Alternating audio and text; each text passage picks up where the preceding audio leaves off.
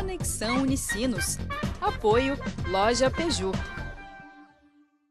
Olá, hoje é quinta-feira, 5 de junho. E você acompanha a Conexão Unicinos pela TV e pela FM 103.3. Hoje é o Dia Mundial do Meio Ambiente. Por isso, no programa vamos falar sobre a importância do estímulo ao uso da bicicleta como alternativa para um trânsito mais consciente. No quadro Toque Conexão, Camila Keu fala sobre Erasmo Carlos, um dos ícones do rock brasileiro que completa hoje 73 anos de vida. E ainda nessa edição, confira os detalhes da previsão do tempo para sexta-feira em todo o estado. Eu sou Rodrigo de Oliveira. Eu sou Vanessa Ares. Conexão Unicinos está começando agora. Fique com a gente.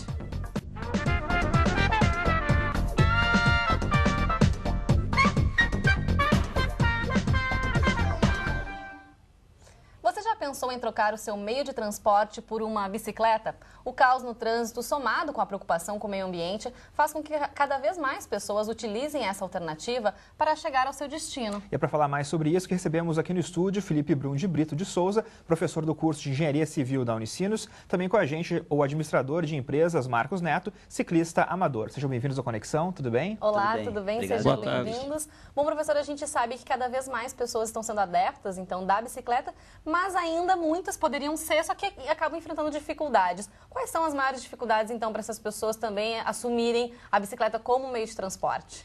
Exato, hoje nas cidades o trânsito está cada vez maior, né? Então, os cruzamentos, né?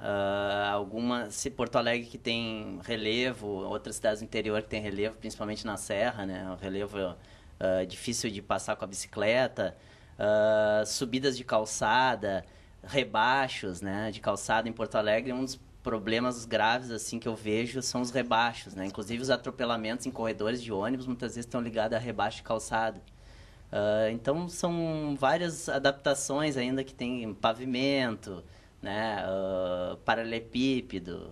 Então isso tudo dificulta, né? Bom, Marcos já fez viagens, inclusive, né, de bicicleta. Você costuma ver esses problemas que o professor aqui falou conosco? Boa tarde, obrigado pelo convite. É mais uma vez uma satisfação estar aqui com vocês. Para quem viaja de bicicleta é um pouquinho diferente porque nós usamos muito a estrada. Então, na estrada, o principal problema seria o acostamento inapropriado. Então, isso força o ciclista a trafegar sobre a via e isso em algumas rodovias isso pode ser bastante perigoso. Mas na maioria das vezes as estradas que nós escolhemos são bastante tranquilas, exceto por alguns trajetos urbanos, e isso é muito mais tranquilo do que trafegar na cidade, na via pública. E na cidade você observa alguns problemas também quando anda de bicicleta? Você costuma usar? Que tipo de trajeto você costuma fazer? O meu trajeto de casa até o trabalho, ele não excede 4 quilômetros em cada trecho. O principal problema que eu encontro seria o motorista, que ele parece que ele se acha o dono da rua, ele realmente acha o ciclista um transtorno.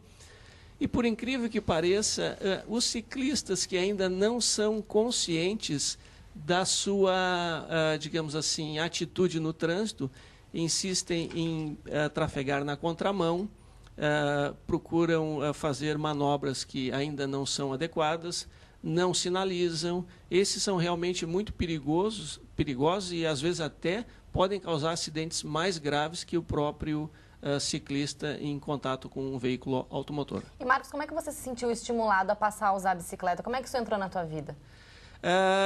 Comigo foi uma questão assim de saúde. Eu sofri uma lesão, jogar futebol, e aí o ortopedista aconselhou, olha, arrume um outro esporte. E eu passei a fazer caminhadas e descobri na bicicleta uma condição muito tranquila de aumentar a minha capacidade aeróbica e principalmente de me divertir.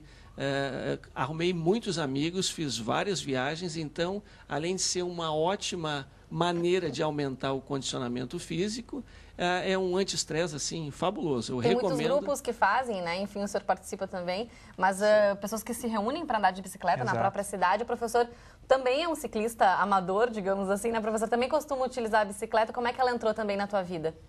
Pois é, ela começou na dificuldade que eu tinha em deslocamento de automóvel, né? E também usava muito transporte coletivo, só que às vezes para o deslocamento mais curto a bicicleta se tornava mais dinâmica. Então hoje eu ainda moro próximo da ciclovia da Ipiranga ali, então para mim fica muito fácil usar. Eu uso mais finais de semana e alguns dias de semana também para deslocamentos curtos eu uso também, seguidamente. Mas é importante também falar, né, sobre os motoristas, né, como mesmo o Marcos comentou, que o Código de Trânsito, ele diz que quando não houver ciclovia ou uma ciclofaixa, o lugar da bicicleta é no leito da rua, então, com tantos direitos quanto os automóveis. Mas, pelo visto, os motoristas ainda não se ligaram muito nisso, né? O que vocês acham, então, dessa viagem cotidiana, né, que é realmente o ciclista vivendo ali com o motorista, se é que existe falta ali, esse né? motorista que está dentro do carro respeitar esse ciclista? E o próprio ciclista também, né? Ele tem que saber o lugar dele, na verdade. Essa é a grande questão de aprendizado atualmente no trânsito brasileiro, é a questão do ciclista, porque a gente demorou alguns anos para se adaptar com o motociclista. Então, no início, com o crescimento dos motociclistas, o motorista de automóvel e de caminhão, e de veículo pesado, de ônibus, ele não conseguia interagir bem com o motociclista. Hoje a gente tem uma entidade, além do pedestre, uma entidade nova que é o ciclista em quantidade, porque antes tinha, mas eram poucos.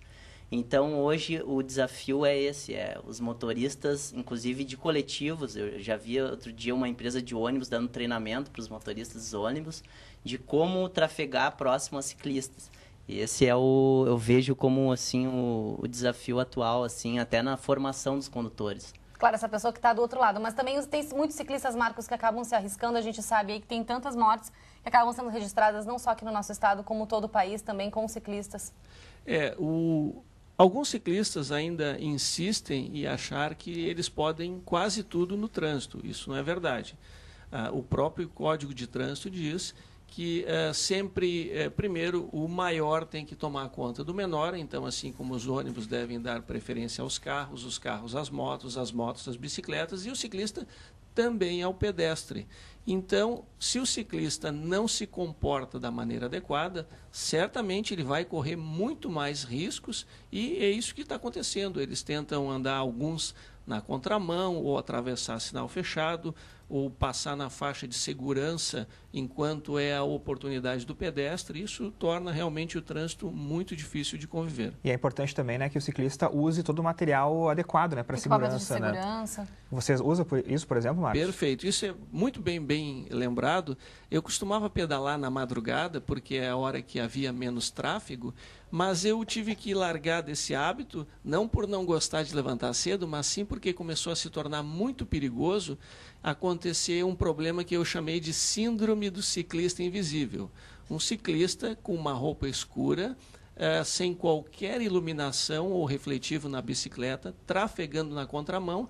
Isso poderia causar, por 2 vezes eu quase colidi com ciclistas. Então, eu, por hábito, uso sempre equipamento de segurança, que é o capacete, luvas, sapatilha, e a bicicleta ela tem 2 pisca-pisca na parte da frente e refletivos e piscas na parte traseira, além do pneu ter uma fita refletiva que é para possibilitar que a gente se torne mais visível, além de sempre usar roupas claras. Você quase colidiu com um ciclista enquanto andava de bicicleta também? Exatamente. Então imagina se os ciclistas quase colidem com os ciclistas, imagina um carro então, né, pela manhã andando, não conseguindo ver, né, um ciclista. Acaba não enxergando mesmo. Se o ciclista está adequadamente vestido, com a bicicleta, com refletivos e pisca-pisca, andando no sentido do tráfego, é muito improvável que um carro vá colidir com ele, uma colisão traseira. Pode acontecer.